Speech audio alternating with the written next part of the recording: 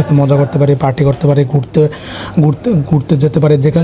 যেমন আমরা গত বলে রাখি যে এখন রাত্রে 1টা যেহেতু বেজে গেছে, তার মানে আজকে 12ই সেপ্টেম্বর। তো এমনই 12ই সেপ্টেম্বরে আমরা কিন্তু কক্সবাজার গিয়েছিলাম MS5 আর MS6 ভাইরা মিলে। সেই স্মৃতিটা আজকে আমার মনে পড়ছে। 1 বছর হয়ে গেল, কিন্তু আবার আমাদের এই সেপ্টেম্বর মাসেরই 2023 সালে গিয়েছিলাম, আবার 2024 সালের সেপ্টেম্বরের 24-25 তারিখে কিন্তু আমাদের কুয়াকাটা ট্যুরে যাওয়া হবে ইনশাল্লাহ। এই যে স্মৃতিগুলো, এই যে আনন্দ বিনোদনগুলো, এই যে এগুলি আসলে একসময় কিন্তু আমরা অনেক মিস করব।